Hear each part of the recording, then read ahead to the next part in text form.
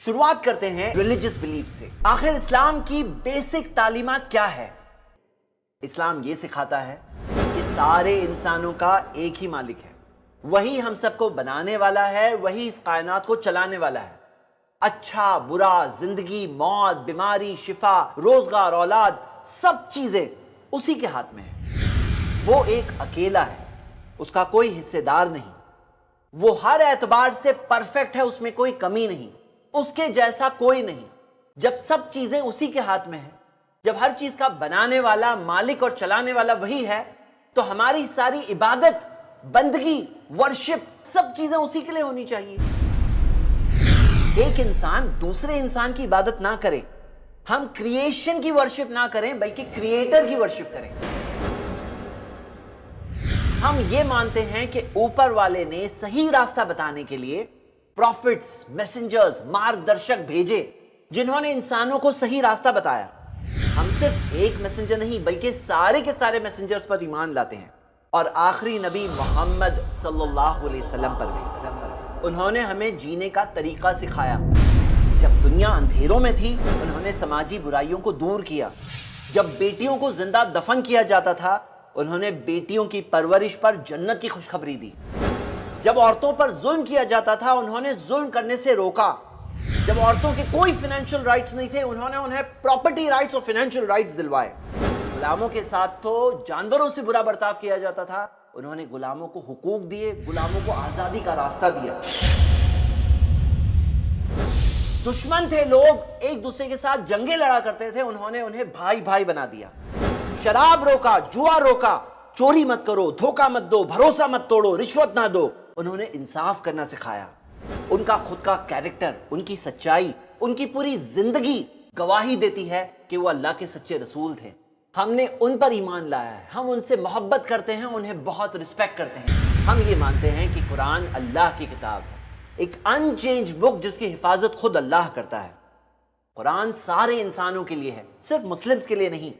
یہ کتاب انسانوں کو اپنے مالک کی طرف دعوت دیتی ہے۔ ہر زمانے اور دور کے لیے انسانوں کے پرابلمز کا سلیوشن ہے اس کتاب میں۔ اس میں کوئی ایسی بات نہیں جو انسان کے نیچر کے خلاف ہے، سماج کی بھلائی کے خلاف ہے۔ اس میں یہی سکھایا گیا ہے کہ سارے انسان برابر ہے، سب انسان آدم کی اولاد ہے، اس طرح سے دور دور کے رشتہ دار ہیں۔ اس میں سکھایا گیا ہے اپنے پڑوسی کے ساتھ اچھا سلوک کرو، چاہے وہ کسی بھی مذہب کا کیوں نہ ہو۔ ایک معصوم کی جان بچانا ایسا ہے جیسے سارے انسانوں کو بچا لیا، اور کوئی ایک معصوم کو مارنا ایسا ہے جیسے سارے انسانوں کو مار دیا۔ یتیموں پر ظلم نہ کرو، رشتہ داری قائم کرو، ماں باپ بوڑھے ہو جاؤ تو انہیں اف تک نہ کہو، کوئی برا بھی کرے تو اس کا اچھا کر کے جواب دو۔ ہم نے اس کتاب پر ایمان لایا ہے۔ ہم یہ مانتے ہیں کہ مرنے کے بعد زندگی ہے، ہم سب کو زندہ کیا جائے گا اور پورا پورا حساب کیا جائے گا۔ جس نے ہمیں پہلی بار بنایا اس کے لیے پھر سے بنانا کوئی مشکل بات نہیں۔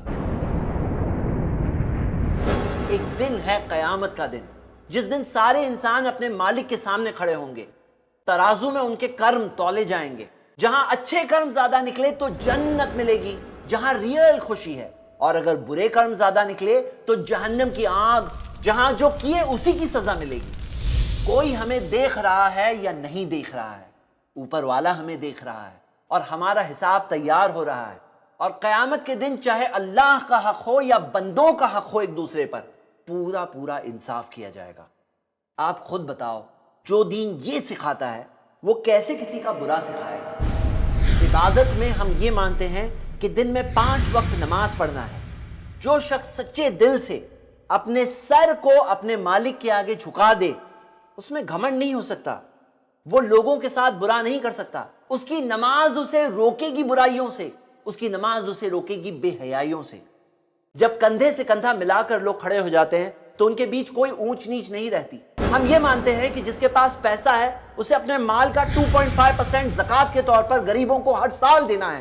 ہم یہ مانتے ہیں کہ سال میں 1 مہینہ ایسا ہے جس میں ہمیں پورا دن روزہ رکھنا ہے، تاکہ جس چیز سے غریب لوگ روز گزرتے ہیں، اس چیز سے ایک بار جب 1 مہینہ ایک انسان گزرے گا وہ ان کے اس درد کو خود محسوس کر سکتا ہے۔ ہم یہ مانتے ہیں کہ جس کے پاس پیسہ ہے اسے حج کرنے تو جانا چاہیے، جہاں سارے انسان چاہے امیر ہو یا غریب ہو، بادشاہ ہو یا فقیر ہو، وہی لباس میں ہوں گے، اور وہ اسی کعبے کا طواف کریں گے. اس گھر کے رب کی عبادت کرو, یہ بات انہیں سکھائی جاتی ہے.